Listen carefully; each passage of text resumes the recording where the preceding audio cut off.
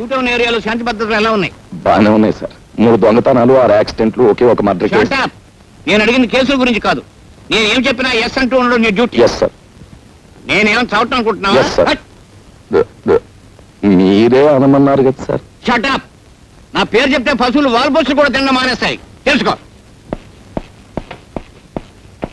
ఏమిటి దుమ్ము? ఇవాళ తుడిచేవా? 2 times సార్. నేను తరుటే మార్చేస్తున్నాను, తుడిచే. ఈవేళ నీ డ్యూటీ ఏమిటో తెలుసా? మార్కెట్ సెంటర్ లో బీట్ గైడెన్ సార్. కాదు, ఆ డ్యూటీ ఇంకొకటి వేస్తాను. నువ్వు మా ఇంటికి వెళ్ళి నా బట్టలు ఉతికేసి ఇస్త్రీ చేసి వచ్చాయి.